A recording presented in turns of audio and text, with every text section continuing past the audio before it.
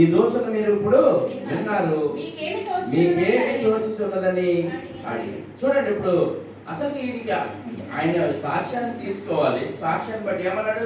2-3 సాక్ష్యాలు బట్టి తీర్పు తీర్చాలి. ఇక్కడ సన్నిహితుల సభను బట్టి అసలుకే ఒక వ్యక్తిని ఉరిశిక్షకు కానీ లేదా చంపడానికి అప్పగించాలంటే మాత్రం చాలా విషయాలు ఉన్నాయి. కానీ ప్రధాన యాజకుడు అసలు చింపుకోకూడదు బట్టలు. ప్రధాన యాజకుడు ఏం చేయకూడదు? బట్టలు చింపుకోకూడదు. అది మన ప్రవచనాల్లో ఉంటాయి మాట. కానీ ఇక్కడ యాజకుడు ఏం చేశాడంటే ఆయన ఏదో రకంగా చంపాలనేసి ఈయన చింపేసుకొని ఏమన్నాడంటే ఇంకా మనకు సాక్ష్యం తప్పనేమని ఈయన అన్నాడు కదా. 26 అంటాడు,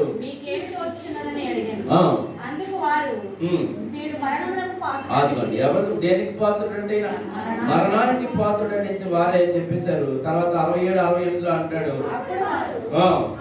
యేసుని ఏం చేశారంట? హింసించారు. ఎలా హింసించారంటే ఉమ్మూసారు, గుద్దారు, అరచేతితో కొట్టారు, ముఖానికి ముసుగు వేశారు, ప్రవచనమని అపహాస్యము చూసారంటే. ఎక్కడ జరిగింది ఇదంతా? కైపా దగ్గర జరిగింది. అన్న దగ్గర కూడా సేమ్ అదే అపహాస్యాలు జరిగాయి. భద్రత తిరిగి కొట్టారు యేసు. ఇక్కడ కూడా అదే జరుగుతాం.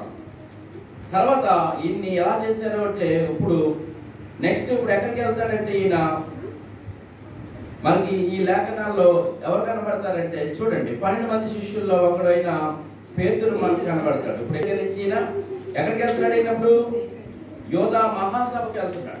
ఎక్కడికి వెళ్తున్నాడంటే యోధా మహాసభకి వెళ్తున్నాడు. ఈ మధ్యలో ఏం జరిగిందంటే పేతురు గారు కనబడతారు. మీరు గుర్తుపెట్టుకోండి, అక్కడ యేసు ప్రభు బంధించబడిన వెంటనే శిష్యులందరూ పారిపోయారు, ఎవరు లేరు. 3.5 సంవత్సరాలు ఉన్న శిష్యులు ఎవరు కూడా ఇంట్లో లేరు. ప్రభా నువ్వు అలా జరగడానికి వీలు లేదన్న పేతురు కూడా లేడు. అక్కడ ఎవరు లేరు, ఆయన ఒక్కడే అయిపోయాడు. ఆ ఒక్కళ్ళే మధ్యదారిలో ఎవరు కనబడ్డారంటే పేతురు గురించిన విషయాలు మాట్లాడుతూ ఉన్నాడు. ఒకడు పేతురు ఉన్నాడు, ఇతనికి సీమోను అని, కేఫా అని కూడా పిలుస్తారు. యేసు ప్రభు వారు ప్రత్యేక శిష్య బృందమైన 3 పేతురు అగ్రగణ్యుడు. ఏమంటే ఆయన చాలా పెద్దవాడిగా, అగ్రుడిగా లేదా మంచి స్థానంలో ఉన్నవాడు. యేసు ప్రభు ప్రతిదీ పేతురుతోనే పంచుకున్నాడు, ప్రతిదీ కూడా పేతురుతోనే మాట్లాడాడు. పేతురు కూడా అలాగే ఉండేవాడు. పేతురు ఒక్కొక్కసారి ఏమన్నాడంటే ప్రభా నిన్ను అలా చేస్తే నేను ఊరుకోను అన్నాడు. ఎదురెళ్ళాడు. కూర్చుండి ఉండగా ఒక చిన్నది అతని ఎదురుకు వచ్చి నీవును గలిలయకు యేసుతో కూడా ఉంటివి కదా అని. అదిగో గలిలయలో యూదులతో పాటు నువ్వు ఉన్నావు. గలిలయలో ఎంతమంది ఉన్నారు బైబిల్లో? 12 మంది శిష్యులు కదా. మిగతా యోధా ఒకటి తప్ప, ఇస్కరియోతు యోధా తప్ప మిగతా వాళ్ళందరూ గలిలయకి యోధాకి. అప్పుడు ఆ యోధ అందుకోసం అక్కడ పస్కా పండుగలో ప్రభు పాదాలు కడుగుతున్నప్పుడు కానీ ఇవి కానీ చేస్తున్నప్పుడు ఆయన అక్కడ ఉండడు. అప్పుడు లేచి వెళ్ళిపోతాడు యోధ. కడుక్కోవాలి. తర్వాత తుడవడం అంటే ఏడ్చే కళ్ళను తుడాలి. బాధలతో ఉన్నవాళ్ళు పరిస్థితులు చూసినప్పుడు మనం వాళ్ళు కళ్ళు తుడాలి తప్ప నువ్వు నీకు ఇష్టమైన వాటిని కూర్చోబెట్టుకొని నీకు ఇష్టమైన వాళ్ళంటే కాళ్ళు కడిగితే ఏం జరగదు. కోపం ఉన్నప్పుడు ఏం పోతాలంటే ఆ శత్రువులను ప్రేమిస్తూ ఉంటుంటే ఆడు తల మీద నిప్పులు పోసినట్లు ఆడు కనిపించాలన్నమాట. అంత ఇదిగా నువ్వు శత్రువుని ప్రేమించాలి. అరే నేను ఎంత కీడు తలపెడుతున్నా వీళ్ళు నాకు మేలే చేస్తున్నారేంటి అన్న భావన ఎవరిలో కలగాలంటే శత్రువులు. అంటే యేసు ప్రభువుని ప్రేమించిన వ్యక్తి శత్రువుని అలాగా ట్రీట్ చేయగలిగితే ఆడు ఆటోమేటిక్గా మారుతాడని దాని అర్థం. మత్తయి సువార్త 26:76-72 అంటున్నాడు. ఆ ఫస్ట్ దాంట్లో ఎవరంటే చిన్నపిల్ల వచ్చి అడిగింది. చిన్నపిల్లనేమో చదివేది మీరు ఏమని అడిగింది అమ్మాయి? నువ్వు అందుకు గలిలయుడు వేరా అని అడిగింది. ఈయనేమన్నాడు? అందుకతడు నేను ఉండలేదు, నీవు చెప్పు సంగతి నాకు తెలియదని అందరి ఎదుట నేను. 3.5 సంవత్సరాలు ఆయనతో ఉండి, ఎన్ని సంవత్సరాలు? 3.5 సంవత్సరాలు ఆయనతో ఉండి ఏమన్నాడంటే నాకు తెలియదు అన్నాడు. తర్వాత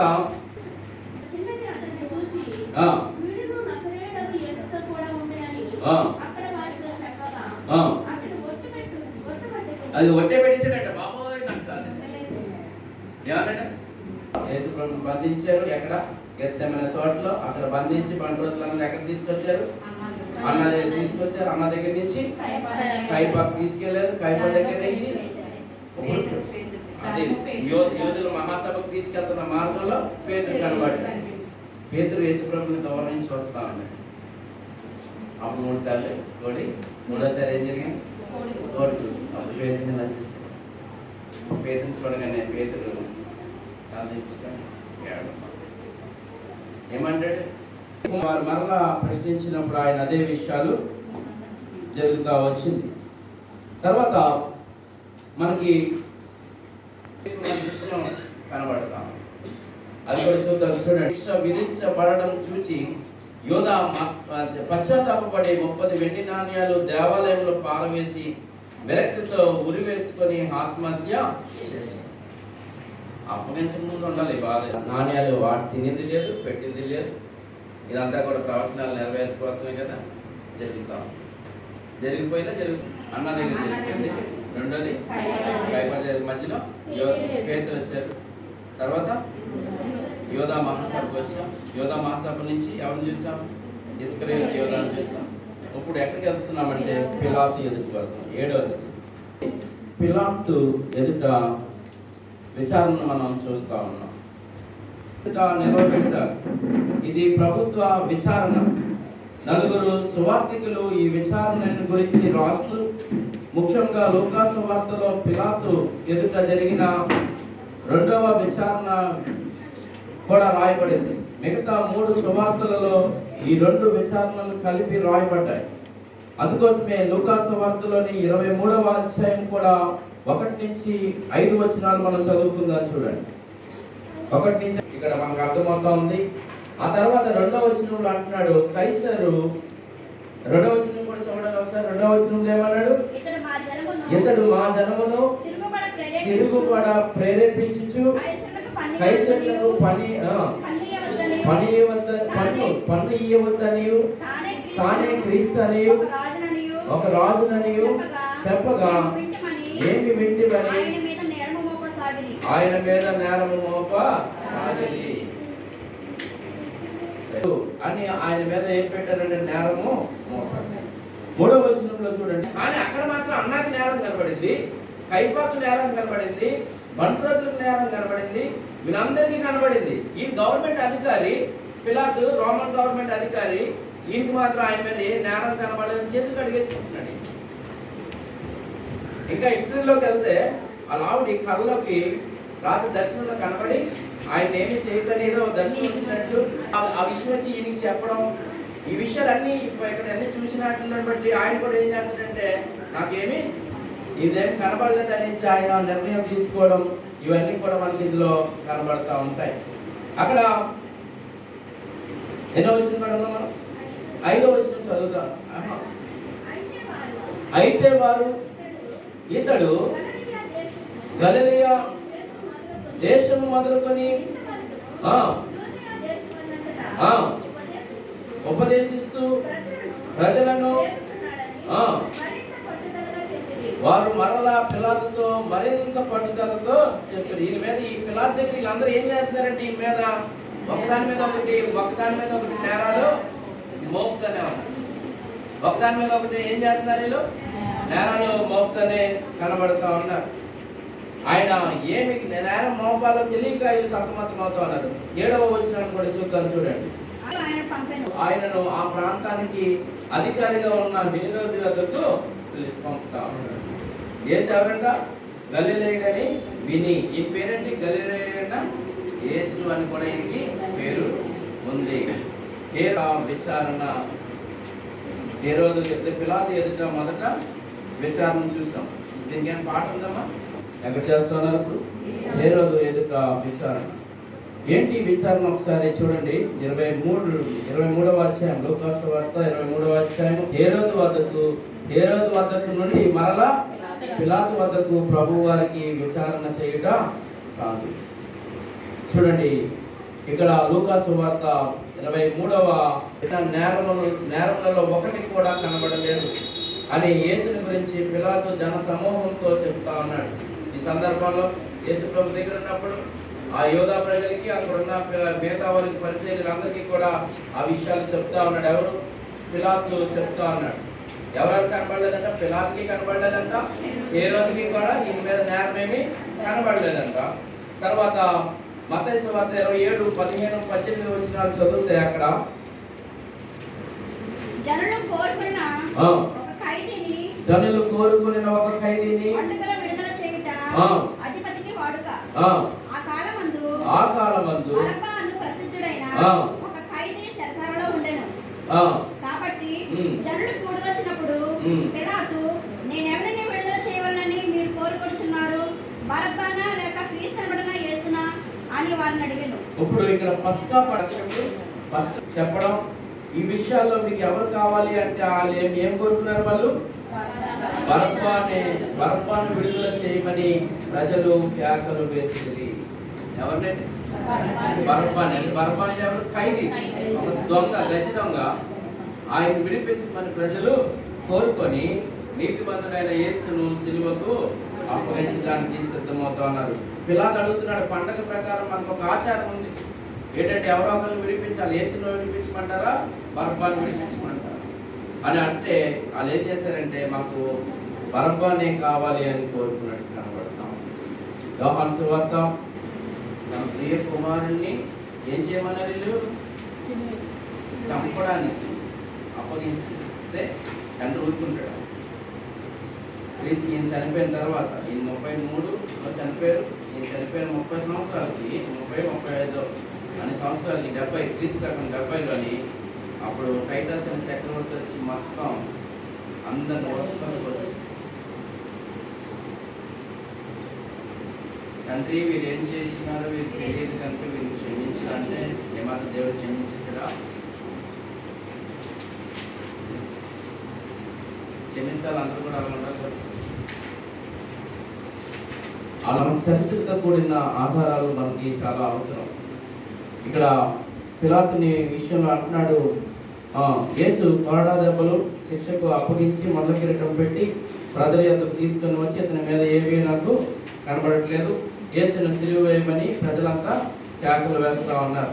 తర్వాత పిలాతు ఆ ప్రజల కోరికకు ఒప్పుకొనక ఇతడు ఏ దుష్కార్యం చేశాడని ప్రజలను అడిగాడు.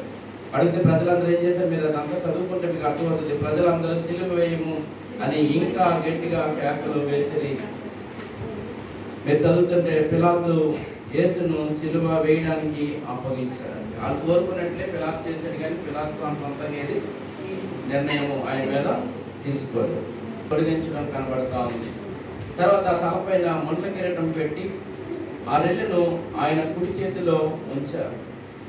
తర్వాత యూదుల రాజా నీకు శుభమని ఆయనను అపహసించారు. ఆయన మీద ఉమ్ము వేశారు. రెల్లుతో ఆయన తల మీద కొట్టారు. అంటే రెల్లుతో తల మీద కొట్టడం అంటే వస్త్రాలు ఆయనకు తొలగించి సిలువ వేటకు ఆయనను తీసుకొని వెళ్ళడం మనకి కనబడతా ఉంది. ఆయన సిలువలో ఉన్నప్పుడు ఈ 11వది మనం చూస్తున్నప్పుడు ఇవన్నీ కూడా 10 విషయాలు మనం ఒకసారి ఆలోచన చేయండి. ఈ 10 విషయాల్లో మనము ఎక్కడ ఉన్నాం ఆలోచన చేస్తలైంది. లేదా గెత్సేమనే దగ్గర మొదలయ్యి గొల్గొతా వరకు ఆయన ప్రయాణము అక్కడ వరకు సాగింది. మధ్యలో ఎవరెవరి దగ్గరికి తీసుకెళ్లారు? అన్న దగ్గరికి, కైపా దగ్గరికి, మార్గం మధ్యలో పేతురు, ఇస్కరియోతు, యూదుల మహాసభ, తర్వాత ఇస్కరియోతు యోధ, తర్వాత పిలాతు దగ్గర నుంచి హేరోదు దగ్గర నుంచి మళ్ళా పిలాతు దగ్గర ఫైనల్ జడ్జిమెంట్ జరిగింది. పిలాతు కాదు జడ్జిమెంట్ చేసింది, ప్రజలు కోరుకున్నట్లు చేశాడంటే అర్థమైందండి. తర్వాత అందుకోసం అప్పుడు యేసు ప్రభు కూడా స్టేట్ యోధా ప్రజలారా మీరు నా గురించి ఏడవండి, మీకోసం మీ బిడ్డల కోసం ఏడవండి. 17లో జరిగిన విషయం గురించి, ఎప్పుడు 17లో జరిగే విషయం గురించి. కాబట్టి మీ గురించి మీ బిడ్డల గురించి ఏడవండి. యేసుప్రభు అన్నాడు, మందిరాన్ని చూసి రాతి మీద రాయి, ఇటుక మీద ఇటుక ఉండదు అన్నాడు. టైటస్ వచ్చి మొత్తం ఇటుకి మధ్యన బంగారం పోత, అలా పోత పెడితే ఎవడన్నా ఈ ఉంచుతాడా? దాన్ని ధ్వంసం చేసి అందులో ఉన్న బంగారాన్ని ఎత్తుకెళ్ళడం కోసం మందిరాన్ని అంతటిని పడడం అలాగా జరుగుతూ వచ్చింది. తర్వాత కైప దగ్గర నుంచి మళ్ళీ వీళ్ళందరి దగ్గరికి వచ్చాడు. ఫైనల్ తీర్పు ఎక్కడికి వచ్చిందంటే వచ్చేసింది. ఈయన ఎవరికి అప్ చెప్పాడు, వాళ్ళకి అప్ చెప్పాడు, పేదరికంలో పెట్టి ఆయన్ని ఇంకా పడుతున్నారు. మామూలుగా కొట్టట్లేదు, ఆయన ఈపి చార్లు అయిపోయాడు. అంటే ఒక భూమిని తీసుకొని దాన్ని నాగలు పెట్టి దున్నుతున్నప్పుడు అది ఎలా ఉంటుందో ఆ రకంగా అయిపోయిందంట. ఇంకా అక్కడ శుభ్రంగా చేసిన తర్వాత తీసుకొచ్చి సిలువు పెడతారు. మంచి మళ్ళీ బట్టలు వేసి ఆ బట్టలు తీసేసి వేరే బట్టలు వేసి ఇంకేం మేము లాంచ్ చేయలేదు అని తీసుకొచ్చి సిలువు పెడతారు. 11వది అన్యాయపు తీర్పు పొందిన ప్రభువారిని యెరూషలేము వీధుల్లో ఊరేగిస్తూ గొల్గొతా అను స్థలంలోనికి తీసుకొని వచ్చారు. యెరూషలేము వీధుల్లో ఎప్పుడు తిప్పారు వీళ్ళు? ఆ పసుపు ఎవరంటే యేసుక్రీస్తే.